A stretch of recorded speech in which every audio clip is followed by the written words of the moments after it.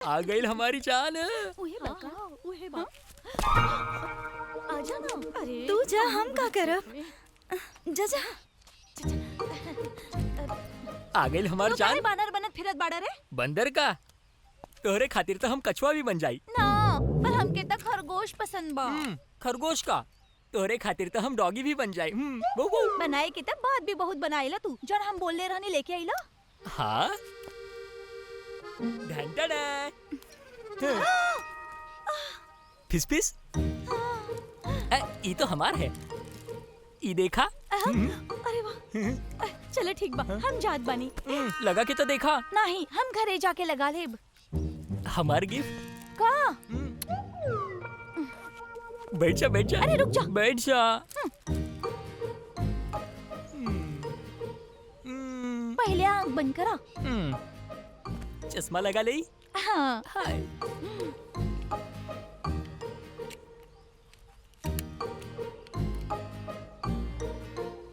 चल। आँख बंद कर ले ला।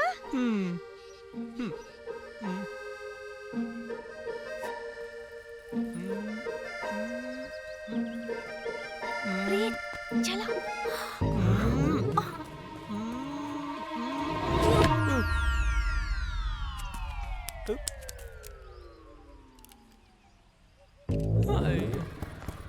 अरे अरे हाँ, चलत ता है।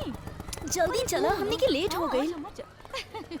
अरे आज तो बहुत ही लेट हो गई। देखिए जलवा हमारा। अरे चला आपका। अरे तनिक रुक जा ना यार। का करे ताड़ू अब तू? दिखाई तो क्या अपन जलवा? दिखावा।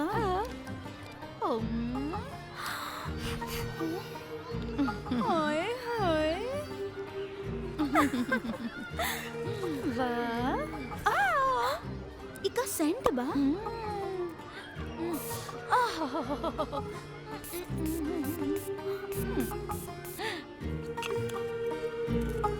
देख लू।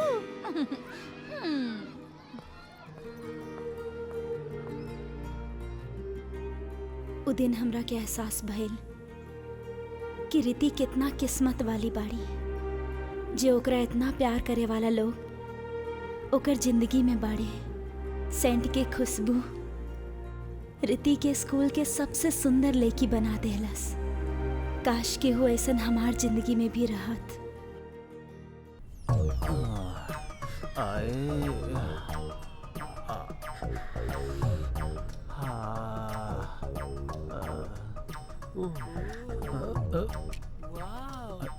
भाई यार मुंह एकदम मनुष्य बना के फिरे लाई। पाव लगता नहीं। पैर लगता नहीं। लग पैर बड़ा बोलत पड़े। पैर लगता नहीं। छोड़ यार भाई, हम यहाँ डीजे का पैसा खात रहे नी और तू मार खात रहे ला। मार ना भाई, मुक्का मर ले बा। आज फिर मार खा गई। भाई यार ये बहुत गलत बात बा। का ये मौका दूसरे आँख के भी देवे के चाहिए। ससुर के नाती तू लोग के बहुत हंसी आवता। तू लोगन के रहते कोनो दफ्तर में आके हमारा आँख काला करके चल गई और तोहनी के सड़क काला करत बड़ा। हाँ? और हई हमरे बाद आवे वाला सब प्रोग्राम बुक कैले ले बड़े। अरे तो और का करल जा? हम घघरी पहन लई तो हम का करी? तोरे जगह हम प्रोग्राम करी। भाई फ्रेंच वाली लड़की ठीक रही। फ्रेंच उड़ा के ठीक लगी। कैला कैला यही तरह के खूब मजा कैला। फीलिंग तो तू ही लोग उठावेला। बात तो तोहार एकदम सही बा। रियल हो चाहे हो फेक, तू लेला सेक। अच्छा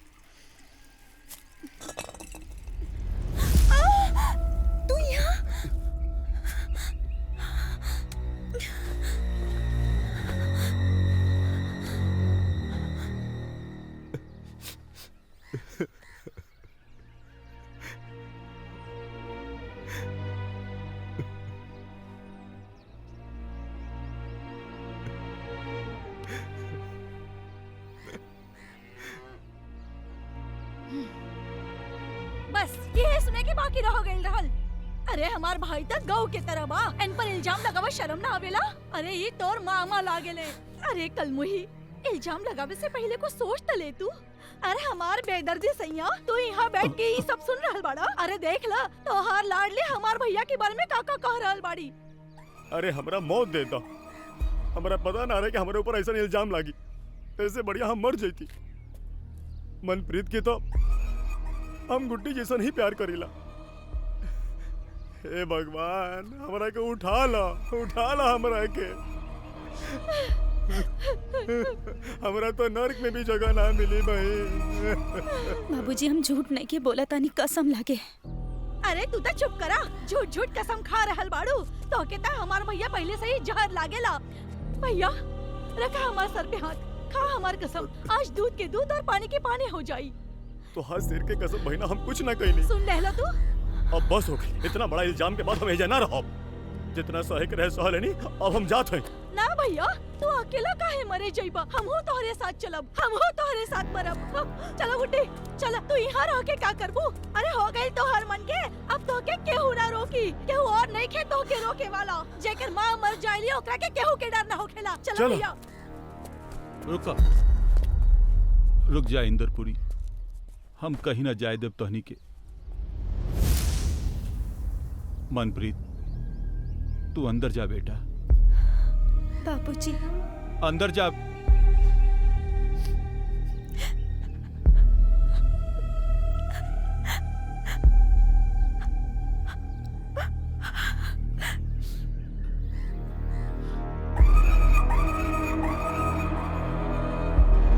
दीदी कितना सुंदर लागत बाड़े तू, कितना अच्छा नाचत हूँ। नजर ना लग जाए तो के। तेरा पता बा लोग कैसे सीटी मारत रहले सा, और ना इतना इतना इतना सारा पैसा उड़ात रहले सा। इतना बढ़िया लागत रहे ना गुड्डी, हम तरह के बोल ना सकेनी। और पता बा का, सब हमरा साथ आके फोटो खिंचावत रहे। हाय एगो चीज दिखाई, ई देख तू। टन टन, पूरा 2500 रुपया। इतना सारा पैसा दीदी? हाँ दीदी, ये काम बढ़िया बा। लोग फोटो भी खिंचावेले और पैसे भी देवेले।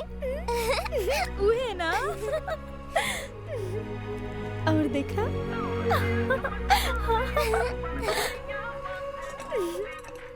जल्दी जल्दी सोचा कि वो आ गई। दीदी फोन रख दे जल्दी।